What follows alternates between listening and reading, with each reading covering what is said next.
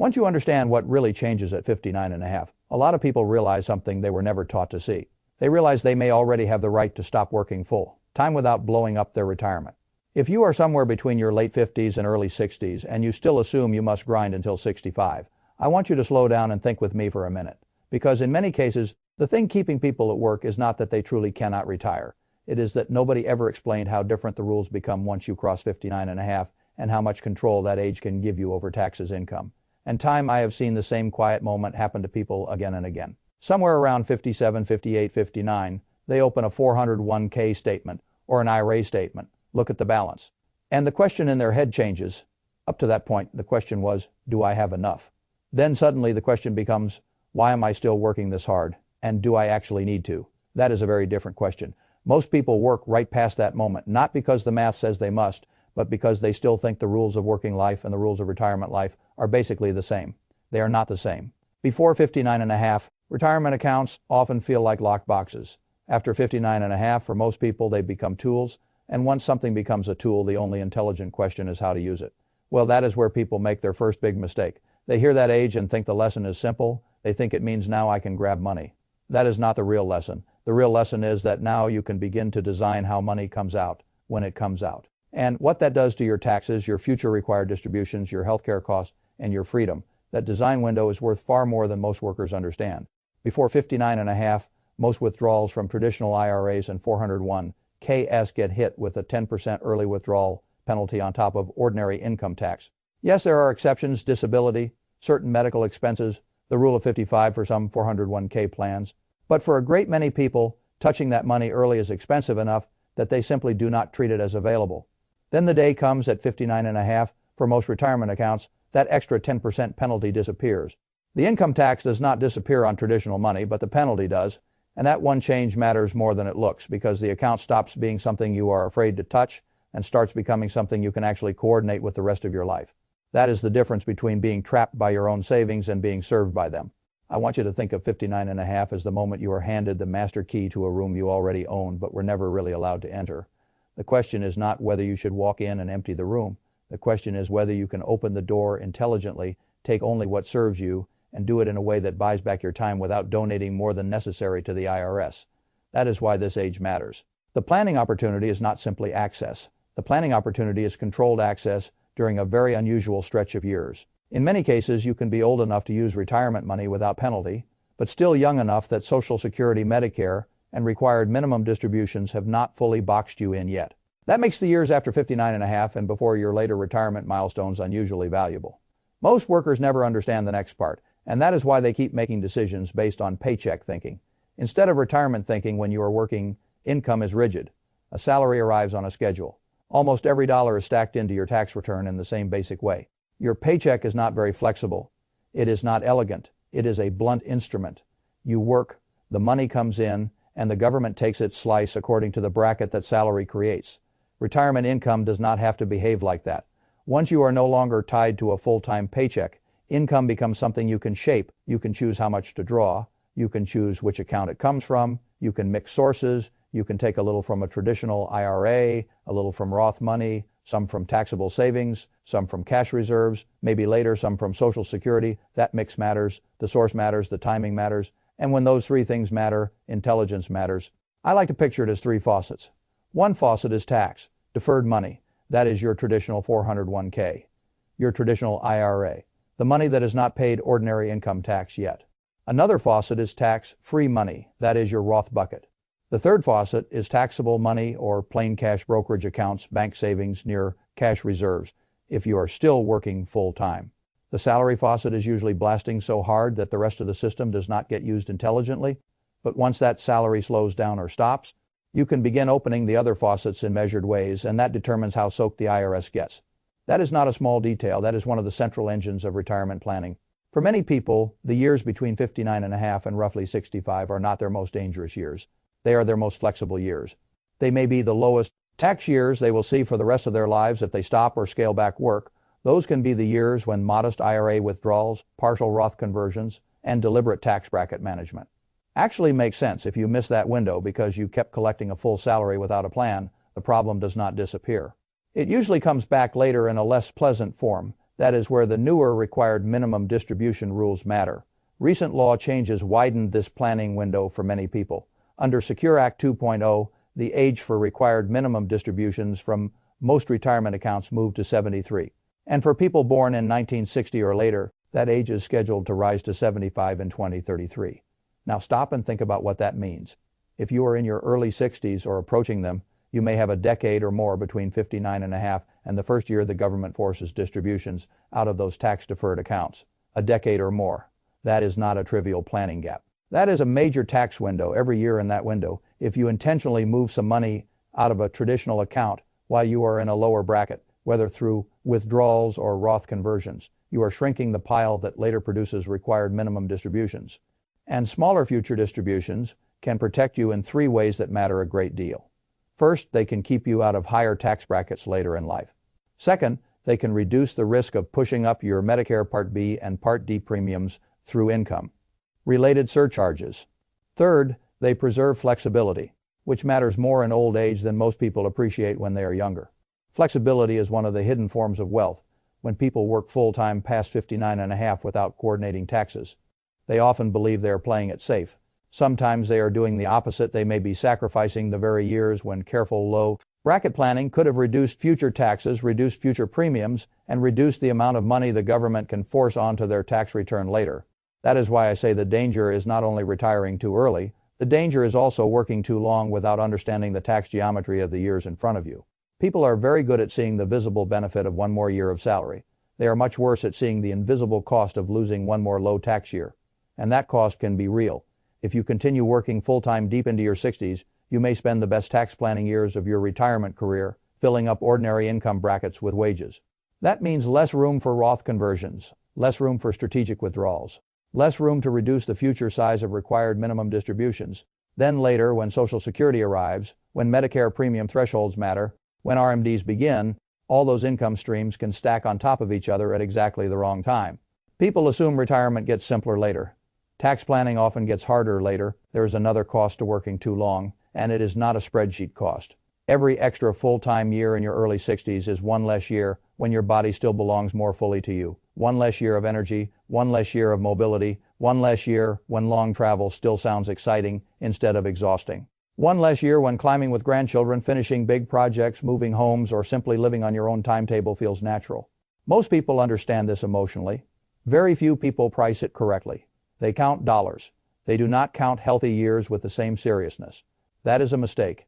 If a doctor looked you in the eye and told you that your healthiest 5 years start now, would you spend them in meetings you do not enjoy just to build a bigger pile that may later be taxed harder? Anyway, some people would. But many people, once they see the full picture, realize they have been using old assumptions to govern a life that has already changed. Now, there are two fears that usually snap people back into caution the moment they start considering an earlier exit from full-time work. The first fear is health insurance. The second fear is whether they truly have enough. Let us deal with the health insurance fear, honestly, because it is real. A lot of people think about stopping work before 65 and immediately freeze because they know Medicare is not available yet. They assume healthcare costs automatically make early retirement impossible. That conclusion is often too crude. If you retire in your early 60s and buy coverage through the Affordable Care Act marketplace, premiums before subsidies can be substantial. For someone in their early 60s, benchmark monthly premiums have been estimated around roughly $1,000 to $1,100 per person before subsidies. A couple around age 62 can easily stare at numbers around $2,000 a month before tax credits, depending on income and where they live. Those are not toy numbers. They deserve respect, but here is the mistake people make. They look at the gross premium and stop thinking. What matters is not just the sticker price. What matters is how that price interacts with your taxable income, available subsidies, and the rest of your withdrawal strategy. If stopping work drops your taxable income sharply, the subsidy picture can change. That can reduce the real cost of coverage at the same time. Lower earned income can open more room for tax planning, including Roth conversions or targeted withdrawals in lower brackets. So the healthcare problem is not usually solved by panic. It is solved by modeling. You need to compare paths. Retire at 59 and a half, retire at 62, retire at 65. See what happens to premiums, subsidies, taxes, withdrawals, and account balances over time. Once you run real numbers, the fear often becomes specific enough to manage, and specific fear is much easier to solve than vague fear. There is another piece people ignore. Reaching 65 and getting Medicare does not make healthcare free. Long-run retirement healthcare can still consume serious money. Major studies have estimated that a typical 65-year-old couple retiring in the 25th of May need well into six figures over the rest of their lives for premiums and out-of-pocket costs. So waiting until 65 is not escaping healthcare costs. It is simply entering a different healthcare cost system. That is why I do not like lazy slogans in retirement planning. Healthcare is not a reason to quit blindly. It is also not a reason to keep working blindly. It is a cost that needs to be built into a plan. Now let us talk about the question people ask in a tone that tells you they still want a magic number. How do I know when I have enough? Most people want enough to be one neat dollar amount, 1 million, 2 million, 25 times expenses. A simple threshold that gives emotional permission, rules of thumb can help. And I have nothing against them as starting points, but a starting point is not a complete plan. The famous 4% rule, for example, has been useful because it gives people a framework. But it was built around conservative assumptions and a fairly rigid spending approach. In many historical periods, retirees withdrawing 4% still ended up with more than they started with. In some periods, sustainable rates were higher than that shorthand suggests. The real definition of enough is not just portfolio size. Enough is the combination of assets and clarity. If you know what you actually spend, where your money sits, how much comes from each bucket when Social Security might begin, how health care gets covered, and what taxes look like year by year, fear starts losing its grip. A couple with 1.5 million and a real strategy can be safer, calmer, and more flexible than a couple with 4 million and no coherent plan at all. The number matters. But the design matters more than most people think. That is why so many people feel trapped, even when they are technically wealthy enough to have options. They have assets, but no map. And assets without a map create anxiety, not freedom. Once people see how retirement income can actually work after 59 and a half, they stop evaluating the future through the false standard of replacing a full salary forever. That is another trap. You often do not need your old salary. You need enough after taxes from the right sources in the right sequence to support the life you actually intend to live. Those are very different things. If your spending is lower than your earnings used to be, if your mortgage is smaller, if children are grown, if commuting costs disappear, if some work continues part-time, if withdrawals are done intelligently, then the gap your investments must cover may be far smaller than your working brain assumes. That realization changes everything for a lot of people. So let me pull this together in the practical way I would want somebody to explain it to me. Start with the truth, not the fantasy.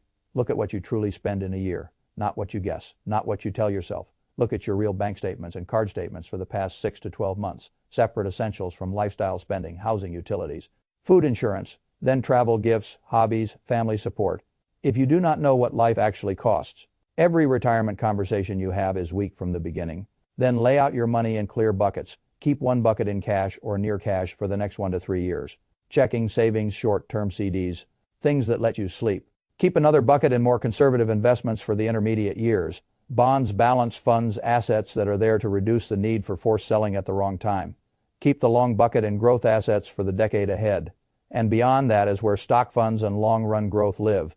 A lot of people in their late 50s have retirement money scattered across old 401k, SRAs, brokerage accounts, bank accounts, maybe a spouse's plan, maybe an HSA. It is hard to think clearly when the picture is fragmented. In many cases, consolidating old accounts into something simpler can make the whole situation easier to manage and later easier to coordinate when required distributions begin. Then you look directly at the years between 59 and a half and your required minimum distribution age as a design window. You ask better questions. If I stop or reduce work, what tax bracket would I actually land in? How much could I convert from traditional IRA money into Roth each year while staying in a bracket I can live with? How much modest distribution from tax-deferred accounts now might shrink the size of forced distributions later? How do those decisions interact with healthcare subsidies, with later Medicare surcharges, and with when I may want to claim Social Security? Those are not abstract questions. They are the heart of the problem. Then decide what kind of work life you actually want instead of thinking only in two extremes. A lot of people talk as if the only options are full-time work forever or zero work tomorrow. That is sloppy thinking. Real life is often in the middle. Some people want a clean stop, some want consulting. Some want seasonal work, some want a lower stress role, some want one more small income stream simply because it reduces the pressure on withdrawals and gives structure to the week. So the question is not just when do I retire?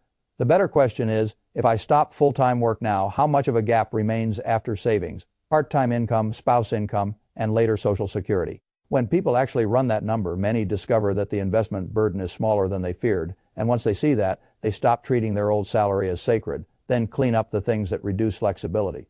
High-interest debt has no business sitting comfortably beside retirement dreams, credit cards, personal loans, expensive obligations, Those can choke your options. The late 50s and early 60s are often the right years to attack that problem directly. The mortgage is more nuanced. Some people want the peace of mind of a paid-off home. Others are comfortable carrying a manageable mortgage if the broader math works. I do not think there is one universal answer there. But I do think people should be honest. If expensive debt is draining you and you have substantial retirement savings, a carefully planned distribution after 59 and a half might sometimes make sense to wipe out the debt. But only if you examine the tax cost and the long-term plan together. A move that feels emotionally relieving can still be foolish if it is done without math. Then coordinate Social Security and any pension choices with the rest of the plan. A lot of value hides there. You should know your estimated Social Security benefits at different claiming ages. For many people, delaying from 62 to full retirement age raises the monthly benefit by roughly 5 to 6% per year, and delaying from full retirement age to 70 can increase it by about 8% per year. That is not trivial. If you or your spouse also has a pension, the payout options, the early retirement reductions, and any lump, some decisions all need to be looked at together, not in isolation. Small mistakes in that zone can cost a lot over a long retirement. Small intelligent choices can add a great deal. Then do one thing many financially literate people still avoid. Design your next chapter on purpose. Do not tell me only what your accounts will do. Tell me what you will do. Where will you live? What will your days look like? What will keep you engaged? What relationships matter most? What projects do you keep postponing because work is consuming the healthiest years of your life? Money is there to support that picture. It is not a substitute for that picture. People are often surprised by how much fear shrinks once they can actually describe the life the money is supposed to fund. Sell the big house in a few years. Travel while the knees still cooperate. Help grandchildren with college. Spend more afternoons with family. Work a little. But on your own terms. Start the project that always got pushed to the weekend. Once money is attached to a real life instead of an abstract retirement label, decisions get clearer. Let me put a face on this. Think about a couple like Tom and Linda. Names changed, numbers simplified, but the pattern is real. Tom is 59, Linda is 57. They always told themselves they would both work until 65. They were disciplined savers. The mortgage was mostly under control. The children were grown. They were not reckless. They were not lazy. They were simply operating on an old assumption. For 3 years in a row, Tom kept saying the same sentence, just one more year, and I will feel safe. A lot of people live inside that sentence. Then they finally sat down and did the work. They measured spending honestly. They mapped the accounts. They modeled withdrawals from the late 50s into later years. They looked at what happened if Tom stopped full-time work earlier. They looked at Social Security timing. They looked at healthcare premiums once earned income dropped. They looked at modest Roth conversions while brackets were still manageable. And what they found was not that they could live like royalty. What they found was something more important. They did not need Tom's full salary anymore. That was the turning point. If Tom stopped full-time, work around 60, they could bridge the gap with a combination of modest IRA withdrawals in a lower bracket, some annual Roth conversions, manageable marketplace health insurance once income dropped. And Linda doing part-time work she actually enjoyed for a few years. Tom ended up stepping away from full-time work at 62 instead of 65. And like a lot of people who make that move after finally understanding the numbers, he did not tell people he wished he had worked longer. He told people he wished he had understood sooner what those years were worth, because the energy difference between 59 and 62 was bigger than he expected. That is one of the cruel little truths people discover too late. The healthy years do not disappear all at once. They thin out gradually.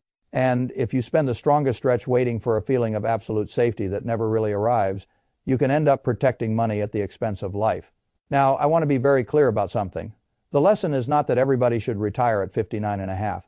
The lesson is that once you understand what 59 and a half unlocks, penalty-free access, a meaningful tax window, income flexibility, and a chance to reduce future RMD pressure, you may realize that continuing to work in exactly the same way is no longer the only sensible option. That is the real shift. You stop asking one clumsy question, can I afford to retire someday? And you start asking a much sharper one, how much income do I truly need from my investments if I stop full-time work? And what is the smartest way to create that income while protecting tax flexibility? That is the question adults ask. Not the question your neighbor asks. Not the question financial commercials ask. Not the question fear asks. Your question, because there is a difference between working because you choose to and working because no one ever showed you the math well enough to realize you had options. A lot of people around 59 and a half are much closer to work, optional than they imagine, but they cannot see it because they are still staring at retirement through the lens of salary replacement, vague fear, and old rules that no longer fully apply. So tonight I would ask you to do something very simple and very serious. Ask yourself this. If I stop full-time work at 59 and a half or at 60, Exactly how much income would I truly need from my investments after accounting for savings, part-time work, taxes, healthcare, and future Social Security to live the life I actually want? Not the life built around appearances, not the life built around habit, the life you actually want. If you do not know that number, then your next step is not to work 3 more years by default. Your next step is to build a plan, because once you understand what really happens at 59 and a half, you may find that the most important thing you have been missing is not more money. It is clarity. And clarity used properly can buy back years of your life.